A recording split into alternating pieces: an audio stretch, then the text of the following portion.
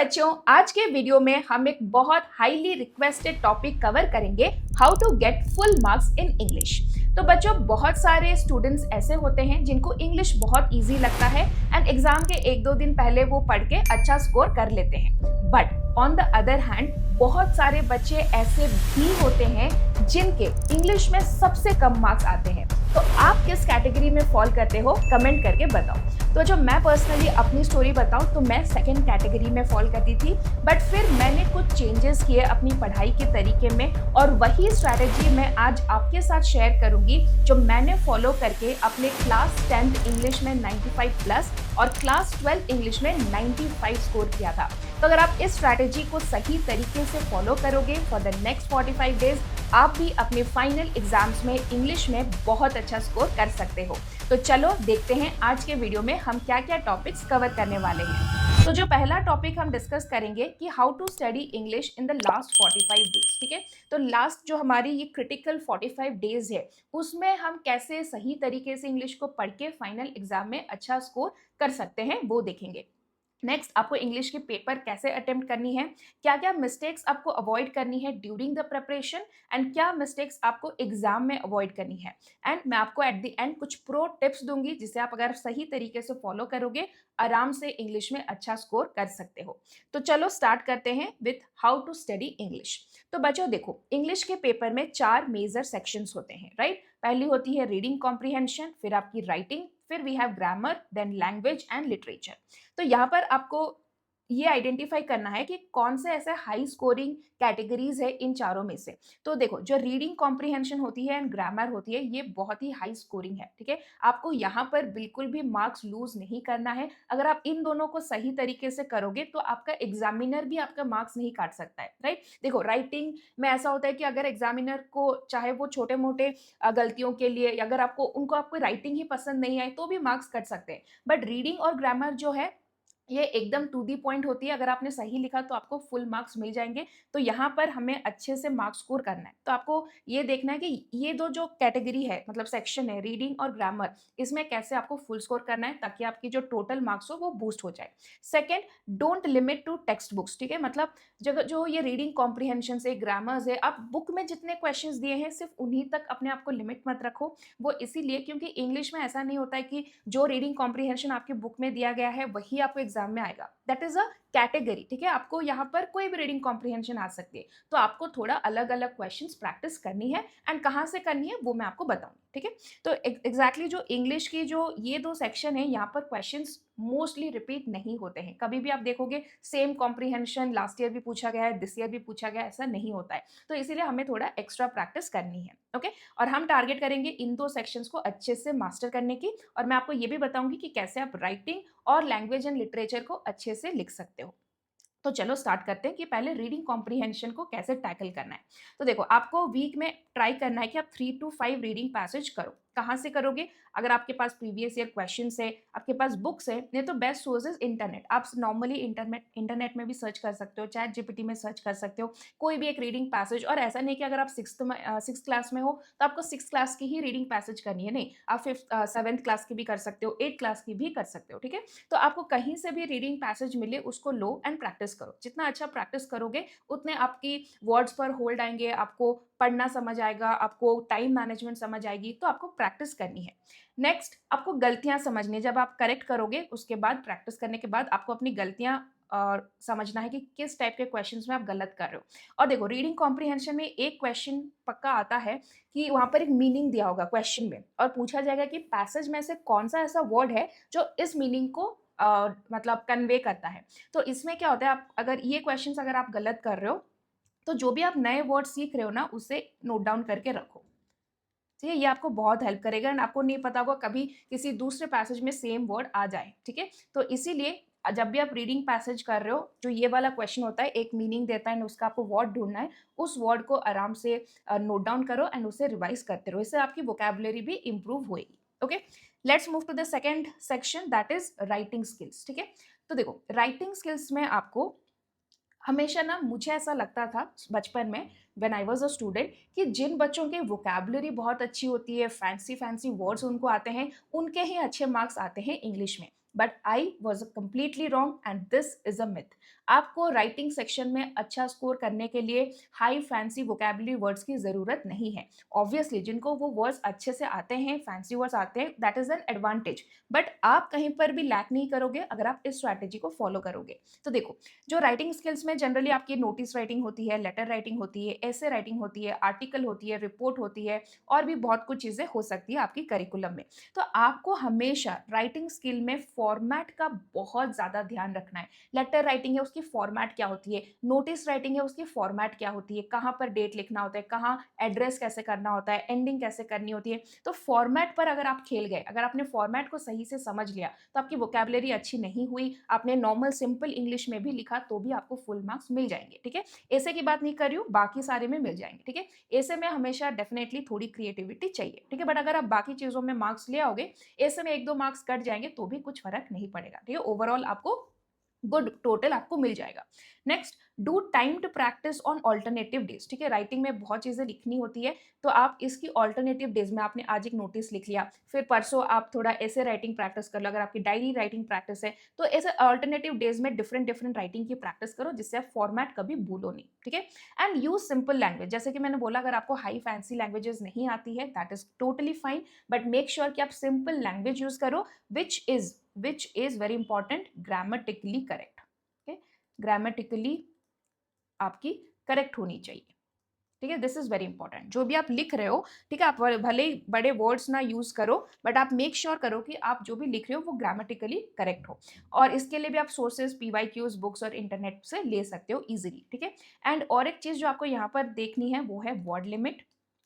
बहुत इंपॉर्टेंट है, word limit को कभी भी एक्सीड मत करना इंग्लिश में। जितना ज़्यादा लिखोगे, मतलब अनरेलिवेंट चीज़ें लिखोगे, तो आपके मार्क्स कटने के चांसेस ज़्यादा है। कम लिखो, सही लिखो, टू द पॉइंट लिखो। ठीक है, वर्ड लिमिट। और एक चीज़ जो आपको बहुत यहाँ पर फोकस करना है कि स्पेलिंग्स। ठीक है, देखो इंग्लिश एक लिटरेचर सब्जेक्ट है, लैंग्वेज सब्जेक्ट है, स्पेलिंग्स की बहुत बड़ी रोल है। तो बड़े बड़े वर्ड्स लिख के गलत स्पेलिंग्स मत करो, सही स्पेलिंग्स लिखो जो अच्छे से आता है, एंड ग्रामेटिकली करेक्ट लिखो, एंड वर्ड लिमिट के अंदर लिखो। ठीक है, नेक्स्ट है ग्रामर। तो देखो, grammar is the most scoring part. ठीक है, ये आपका इंग्लिश का एक ऐसा पार्ट है, अगर आपने इसको सही तरीके से पढ़ लिया तो कोई भी एग्जामिनर आपका एक भी मार्क यहाँ पर नहीं काट सकते हैं। तो आपको क्या करना है, पहले आपको अंडरस्टैंड करनी है कि जो भी आपकी टॉपिक है, सब्जेक्ट्स है, वर्ब्स है, टेंसेस है, प्रोनाउंस है, एडजेक्टिव्स है, जो भी आपकी टॉपिक्स है ग्रामर की, उसके रूल्स को अच्छे से समझो, वो कहाँ किसके साथ कैसे यूज होते हैं उनको समझो एंड उनको याद रखो। ठीक है, रूल्स को आपको याद रखना है। अपार्ट फ्रॉम दैट, हर एक ग्रामर में एक एक्सेप्शन तो होता ही होता है। जैसे फॉर एग्जाम्पल, कहाँ पर हम सिंगुलर नाउन यूज करते हैं, कहाँ पर हम प्लूरल यूज करते हैं, किसके साथ वर्ब सिंगल यूज होता है। तो ये सब जरे एक्सेप्शंस रूल्स हैं, उन सबको अच्छे से याद रखो और उनको आप नोट डाउन भी करके रख सकते हो कि इस टॉपिक में इतने सारे एक्सेप्शंस हैं। तो आप अगर एक्सेप्शंस को याद रखोगे, उन्हीं से ज्यादा क्वेश्चंस आएंगे, you can do it correct. Next है practice 20 to 30 questions from each topic. तो आपके बुक्स में जो क्वेश्चंस है उनको तो प्रैक्टिस करो ही करो, उसके अलावा भी आप इंटरनेट में जस्ट रैंडमली सर्च कर सकते हो, एंड 10 क्वेश्चंस कभी भी आपका टाइम हो, आप एक एक चैप्टर का मेक श्योर कि आप 20 to 30 क्वेश्चंस प्रैक्टिस करो। ठीक है, दिस इज गुड। नाउ अभी हमने कर लिया ऑलरेडी, हमारी रीडिंग हो गई, हमारी राइटिंग हो गई एंड हमारी ग्रामर हो गई। अब हम चलेंगे लिटरेचर, लैंग्वेज एंड लिटरेचर, जो कि सबसे ज़्यादा आई से नॉट डिफिकल्ट, बट हाँ, यहाँ पर आपको इंग्लिश की सब्जेक्ट जो आपकी चैप्टर्स है उनसे आपको क्वेश्चंस पूछे जाएंगे, राइट। तो इसीलिए आपकी जो भी स्टोरीज है या फिर पोम्स है उनको अच्छे से याद रखो। ठीक है, अच्छे से याद रखो मतलब आपको लाइन बाय लाइन याद नहीं रखनी है, उन स्टोरी को समझना है कि स्टोरी में क्या था, क्या क्या कैरेक्टर्स थे, और उन कैरेक्टर्स की पर्सनैलिटी को आपको स्केच करना है। स्केच करना है मतलब पेंटिंग नहीं करनी है, मतलब आपको समझना है कि ओके, ये जो कैरेक्टर था इसके क्या क्या हैबिट्स थे, इसके क्या क्या पर्सनैलिटी थी, इसके मतलब एज अ पर्सन ये कैरेक्टर कैसा है, दूसरा कैरेक्टर कैसा है। तो आपको सारे कैरेक्टर्स को समझना है एंड ओवरऑल आपको स्टोरी को याद रखना है। ये हो गया बेसिक रीडिंग। बट जो डीप रीडिंग करना है उसमें आपको क्या करनी है, चैप्टर के जितने भी कीवर्ड्स हैं, की फ्रेजेस हैं, इंपॉर्टेंट कोट्स है, उनको जरूर से नोट करो, नोट डाउन एंड रिमेंबर। ठीक है, आपको उसको लर्न करना है, याद रखना है। ठीक है, दिस इज वेरी इंपॉर्टेंट। जब आप आंसर्स लिखोगे ना, अगर आप इन्हीं में से इन जो चैप्टर्स में जो वर्ड्स है उनको यूज करके लिखोगे तो आपका एग्जामिनर जरूर इंप्रेस होगा एंड आपको ज्यादा मार्क्स मिलेंगे। ठीक है। एंड जो भी आपके चैप्टर में डिफिकल्ट वर्ड्स है उनके स्पेलिंग्स याद रखो, क्योंकि आपको गलत नहीं होनी चाहिए उनकी स्पेलिंग्स, और उनको आपको उन वर्ड्स के मीनिंग्स आपको पता होनी चाहिए। Next, right and learn the answers, ठीक है। आप राइटिंग जो भी आपकी टेक्स्ट बुक के बाद में जो भी क्वेश्चंस है उनको आप एक्चुअल में लिखकर याद करने की, मतलब वर्ड टू वर्ड याद मत करो, बट आपको पता होना चाहिए कि इस क्वेश्चन में क्या क्या पॉइंट्स लिखनी है, इस क्वेश्चन में क्या पॉइंट्स लिखनी है। तो अगर आपने स्टोरी को अच्छे से समझ लिया है तो यहाँ पर याद रखना will not be that difficult. The only thing you need to remember is to the key phrases and key points and direct quotes. किसी कैरेक्टर ने कुछ एग्जैक्टली कुछ लाइन बोला है, वो लाइन से क्वेश्चन आ रहा है, तो उस लाइन को वैसे का वैसा याद रखो एंड उसको एग्जाम में लिखो। स्पेशली पोम्स एंड जो पोएट्रीज होती है उसमें तो आपको जो पोएट का लाइन है उसको डायरेक्टली लिखोगे तो उसमें ज़्यादा मार्क्स आराम से मिलेंगे आपको, ठीक है। तो ऐसे करके आप लैंग्वेज एंड लिटरेचर पार्ट को सॉर्ट कर सकते हो। तो अभी मैंने चारों सेक्शंस को कैसे पढ़ना है बता दिया। अब हम बात करेंगे कि एग्जाम में हमें आंसर राइटिंग कैसे करनी है ताकि हमारे फुल मार्क्स आ सके। तो देखो, इंग्लिश में आपको बहुत सारा लिखना होता है, तो time allocation is very very important. जो जितने भी सेक्शंस है उसके लिए आपको पहले से एक माइंड में रखना है कि भाई रीडिंग सेक्शन के लिए मुझे इतना टाइम देना है, लिटरेचर के लिए मुझे इतना टाइम देना है, ताकि आपको एग्जाम में ऐसा ना लगे कि आप बहुत ज़्यादा लिख रहे हो, ठीक है। क्या होता है ना, इंग्लिश में लिखते लिखते हम बहुत कुछ लिख लेते हैं, ओवर राइटिंग करते हैं एंड वर्ड लिमिट्स को भी एक्सीड कर देते हैं, एंड एट द एंड हमारे बहुत सारे मार्क्स कट जाते हैं। तो मेक श्योर कि आप रीडिंग, राइटिंग, ग्रामर, लिटरेचर के लिए प्रॉपर टाइम अलॉट करो। यहाँ पर मैंने ये सिर्फ एग्जाम्पल के लिए दिया है, ठीक है, बट आप अपने हिसाब से इसको करना। This is for 180 minutes. मैं अज्यूम कर रही हूँ कि सबके एग्जाम्स 3 आवर्स के होते हैं, हो सकता है आपके अलग एग्जाम्स हो रहे हैं, अलग मार्क्स हैं, तो उसके हिसाब से इसको अरेंज कर लेना। तो 15 मिनट पहले तो हमेशा फाइनल चेकिंग के लिए रख लेना है। एंड रीडिंग के लिए मैंने 30 मिनट्स, राइटिंग के लिए 45 मिनट्स, ग्रामर के लिए 15 मिनट्स एंड लिटरेचर के लिए 75 मिनट्स अलॉट किया है। This is just an example. ऐसे ही आप एग्जाम जाने से पहले आपके माइंड में क्लियर होना है कि किस सेक्शन को कितना टाइम देना है, ताकि आप एट द एंड आपको टाइम की शॉर्टेज ना हो एंड आप किसी भी सेक्शन में ज्यादा लिख के टाइम वेस्ट ना करो। ओके, नेक्स्ट है रीडिंग। रीडिंग में जो रीडिंग कॉम्प्रीहेंशन होती है उसमें एक बहुत अच्छी ट्रिक है जो आपको फॉलो करनी है। जब आप प्रैक्टिस करोगे ना, I have told you to practice 3 to 5 passages per week, तो जो वो भी आप जब प्रैक्टिस करोगे इसको जरूर फॉलो करना कि हमेशा पहले क्वेश्चंस पढ़ो, ठीक है। क्वेश्चंस में आपको पता चल जाएगा कि क्या क्या क्वेश्चंस पूछे गए हैं, एंड जब आप उसके बाद रीडिंग पैसेज को पढ़ोगे तो आपको क्लिक करेगा कि यहाँ से क्वेश्चन आया था, तो उसको आप मार्क कर सकते हो, तो आप डायरेक्टली आंसर्स उसके बाद लिख सकते हो। And passage later highlight the keywords, तो जो भी आपके आंसर्स को मैच कर रहे हैं इन द पैसेज उनको आप हाईलाइट करके करो। Don't answer in long sentences unnecessarily, ठीक है। पैसेज में जितना दिया गया है उतना ही चीजें लिखो, अपने मन से कुछ मत लिखो। पैसेज में जो दिया गया है भले वो गलत दिया हो, but you have to write whatever is given in the passage, ठीक है। तो कभी भी अपना वहां पर क्रिएटिविटी, अपना नॉलेज यूज नहीं करना है। पैसेज में जो दिया गया है वहीं से आंसर उठाना है एंड वहीं लिखना है, ठीक है। Next is writing section. तो देखो, जो फॉर्मेट्स होते हैं ना वो फ्री के मार्क्स होते हैं। अगर आपने फॉर्मेट सही लिख लिया, आपने आंसर गलत लिखा हो नो प्रॉब्लम। अगर आपने फॉर्मेट लिखा है, जैसे मैथ्स में स्टेप मार्किंग होती है वैसे इंग्लिश में फॉर्मेट्स के मार्क्स होते हैं, तो अगर आपने सही फॉर्मेट लिखे फ्री के आपको मार्क्स मिल जाएंगे। तो इसीलिए राइटिंग सेक्शन जो भी आपकी सिलेबस में है उसके फॉर्मेट्स को अच्छे से याद कर लेना, ठीक है। Next, keep standard openings and closings, ठीक है। आपको इतना फैंसी नहीं रखना है कि कुछ आप बहुत बड़ा लिख रहे हो, नहीं। जो नॉर्मल एक notice writing, for example notice में this is to inform you that, तो वैसे ही स्टार्ट करो, ठीक है। आपको वहां पर कोई क्रिएटिविटी नहीं चाहिए, आपको जो चीजें आपको बतानी है सिंपल लैंग्वेज में उसको कन्वे कर दो। Stick to word limit, very important. Writing section में बहुत ज्यादा टाइम लगेगा अगर आप वर्ड लिमिट को भूल जाओगे। लॉजिकल सीक्वेंस रखो, पहले इंट्रो दो, फिर बॉडी दो, फिर एंड दो, ठीक है। ये आपकी हर एक के लिए यूज होगा, एसे में भी यूज होगा, नोटिस में भी यूज होगा, आपकी रिपोर्ट राइटिंग में भी यूज होगी। एक होना चाहिए कि पहले आप किस चीज के बारे में बात कर रहे हो, फिर उस टॉपिक की डिटेल्स दो एंड फिर आपको क्लोज करना है। Use simple language to convey the information. There is ये बहुत बहुत बड़ी प्रॉब्लम है जो मैंने स्टूडेंट्स में देखा है कि हम ना चैट वैट करते हैं, व्हाट्सएप यूज करते हैं, इंस्टाग्राम यूज करते हैं, तो हम अलग लैंग्वेज में लिखते हैं, शॉर्ट फॉर्म्स यूज करते हैं। उसको आपको इंग्लिश में नहीं लिखना है एग्जाम में। जैसे आपने यू को सिर्फ यू लिख दिया, बिकॉज को BCOZ लिख दिया, ठीक है। ऐसे आप कुछ एसएप लिख दिया, ठीक है। ये सब वर्ड्स आपको इंग्लिश एग्जाम में यूज नहीं करनी है, इसमें आपका मार्क्स पक्का कट जाएंगे, ठीक है। तो that is SMS language, this is exam language, अलग है दोनों, तो उसमें कोई वो मिक्स नहीं करना है, ठीक है। एंड हाँ, स्पेलिंग्स की हमेशा केयर लेनी है, जहां पर भी आप इंग्लिश की कुछ भी लिख रहे हो स्पेलिंग्स का सबसे ज्यादा आपको ध्यान देना है, ओके।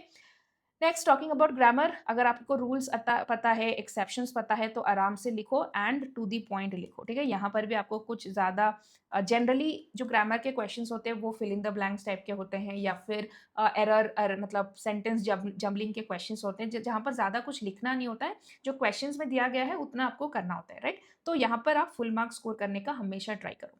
अब आते हैं लिटरेचर में। लिटरेचर में आपने जो भी कीवर्ड्स चैप्टर के पढ़े हैं और याद रखे हैं, उनको आपको कैसे भी करके यूज़ करना है, ठीक है। मतलब ऐसा नहीं कि अगर रेलिवेंट नहीं है तो आप यूज़ करोगे, बट जहाँ पर भी पॉसिबल है आपको डेफिनेटली टेक्स्ट बुक के वर्ड्स, टेक्स्ट बुक के फ्रेजेस उसको इंक्लूड करना ही करना है। ये जो ट्रिक है ये आपके मार्क्स को यहाँ से यहाँ लेकर जा सकते हैं, इतनी पावरफुल टिप है।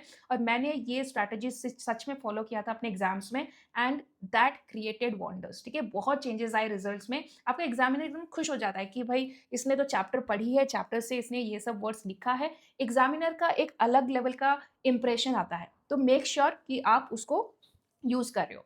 देन और जब आप यूज कर रहे हो, सिर्फ ऐसे नहीं, उसको यूज करके उन वर्ड्स को आपको अंडरलाइन भी करना है कि ताकि एग्जामिनर का फोकस सीधा वहीं पर जाए, ठीक है। तो आपको अंडरलाइन भी करना है एंड यूज भी करना है। स्टिक टू वर्ड लिमिट, ठीक है। यहाँ पर भी वर्ड लिमिट एक्सीड नहीं करनी है। कहीं कहीं जगह पर मतलब कई टीचर्स वर्ड लिमिट एक्सीड करने पर नेगेटिव मार्किंग भी करते हैं, और ये आपके लिए भी लॉस है। आपको क्यों ज्यादा लिखना है, और फिर ज्यादा लिखोगे तो ज्यादा गलतियां होगी, राइट। कम लिखो, सही लिखो, टू दी पॉइंट लिखो। That should be less is more, ठीक है। ये आपकी आई कैन से स्लोगन होनी चाहिए, आपका मंत्र होना चाहिए for English exam, less is more.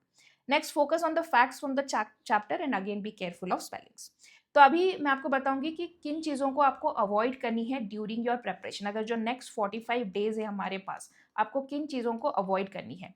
Writing practice को बिल्कुल भी इग्नोर नहीं करना है, इंग्लिश में तो बिल्कुल भी नहीं करनी है। आप हर ऑल्टरनेटिव डेज में एक राइटिंग की प्रैक्टिस करो। आप एक दिन नोटिस लिख लो, अगले दिन आप ऐसे लिख लो। आपको प्रैक्टिस करनी है, भले ही आपको कितना भी आ जाए, आपको प्रैक्टिस करनी है। इससे आपकी इंप्रूवमेंट होगी। अलग अलग टॉपिक से लेके प्रैक्टिस करो। Mugging answers instead of understanding नहीं, लिटरेचर के आंसर्स को आपको याद नहीं रखना है, आपको स्टोरी को याद रखना है, ठीक है। जो की वर्ड्स है उनको याद रखना है, but answer exact word to word आपको याद नहीं रखनी है। नेक्स्ट, कॉम्प्रीहेंशन पैसेजेस को भी आप अगर इग्नोर करोगे तो आपको एग्जाम में टाइम मैनेजमेंट की बहुत प्रॉब्लम आएगी। अच्छे से उसको भी सॉल्व करो। वीक में अगर आप बहुत अच्छे हो ऑलरेडी तो वीक में 2 कर लो, अगर आप वीक हो तो आप 3 से 4 कर लो। Next, no time practice. English में ना पेपर आपको पता नहीं चलेगा कैसे 3 घंटे यूं खत्म हो जाते हैं, ठीक है। एसएसटी और इंग्लिश में बहुत लिखना पड़ता है, तो इसीलिए हमेशा टाइम प्रैक्टिस करो ताकि आपको हमेशा याद रहे कि आपको एक टाइम बाउंड में ही आंसर को खत्म करनी है। Next, memorising fancy vocabulary without usages. इसके पीछे बिल्कुल मत भागो कि अभी एग्जाम आ रहे हैं तो आप डिक्शनरी खोल के बड़े बड़े वर्ड्स ढूंढ रहे हो, न्यूज़पेपर से बड़े बड़े वर्ड्स ढूंढ रहे हो। नहीं, ऐसा नहीं करना है इन the last 45 days. This is a good practice जो आपको ईयर्स ऑन ईयर्स डेवलप करना है। ऐसे एग्जाम के टाइम पर आपको ये सब नहीं करनी है, इसमें आपको ज़्यादा प्रेशर फील होगा। आप अपने टेक्स्ट बुक पर ही जाओ, जो वर्ड्स आपको आते हैं उन्हीं को यूज़ करो, but make sure you use it correctly and the grammar should be correct, ठीक है। Next, not learning formats. जैसे मैंने बोला, फॉर्मेट्स फ्री के मार्क्स होते हैं, इनको आपको इग्नोर नहीं करना है। कुछ चीज़ें फ्री में मिल रही है तो क्यों छोड़ना उसको, राइट। तो फॉर्मेट को अच्छे से याद रखो, किसको मतलब पहले क्या लिखना होता है, उसके बाद क्या लिखना होता है, डेट कहाँ लिखनी होती है, सब्जेक्ट कहाँ लिखना होता है, एंडिंग कैसे करनी होती है, बॉडी में कितने पैराग्राफ्स होने चाहिए। फॉर्मेट्स को अच्छे से प्रैक्टिस करो, ठीक है। नेक्स्ट है, प्रेपरेशन के टाइम पे आपको ये सब चीज़ें अवॉइड करनी है। अब बात करेंगे एग्जाम हॉल में आपको क्या क्या चीज़ें अवॉइड करनी है। सबसे पहले, over writing long answers, they lose marks. आपको ओवर राइटिंग करनी ही नहीं है, हमेशा वर्ड लिमिट के अंदर रहना है। ये एक आप समझ लो एक बाउंड्री है, उसको क्रॉस ही नहीं करना है। उसको क्रॉस करोगे तो रिस्क है, या तो नेगेटिव मार्किंग हो सकती है या तो गलत मार्क हो सकती है। Less is more, less is more अपने दिमाग में बिठा लो अभी। नेक्स्ट, स्पेलिंग एंड ग्रामर की एरर बिल्कुल नहीं करनी है। ग्रामर को तो बिल्कुल भी नहीं करना, मतलब आपको पता होना चाहिए कि कैसे नाउन एंड वर्ब का यूज होता है, क्या रिलेशन होती है। स्पेलिंग्स आपको सही तरीके से पता होनी चाहिए। जो स्पेलिंग्स नहीं आते वो वर्ड्स को अवॉइड करो, कोई इजी वर्ड उसके जगह पर यूज करो, बट स्पेलिंग्स के direct 1 mark, half mark cut जाएंगे। अगर आपने क्वेश्चन है 5 मार्क का, आपने 3-4 स्पेलिंग गलत ही कर दिया तो आराम से आपके 2-3 मार्क वही कट जाएंगे, राइट। तो स्पेलिंग्स पर ज्यादा ध्यान देना है। Next, writing paragraphs without breaks. तो आपको ऐसे लंबे लंबे एकदम बिग बिग पैराग्राफ्स में नहीं लिखना है। आपको सपोज ऐसा आपने एक पैराग्राफ लिखा, फिर यहाँ पर थोड़ी स्पेस दो, फिर दूसरी पैराग्राफ देखो, या फिर आप पॉइंट्स में भी लिख सकते हो। बट इंग्लिश में जनरली पॉइंट्स में नहीं लिखते हैं, बट लिख सकते हो, ठीक है, कुछ कुछ क्वेश्चंस में।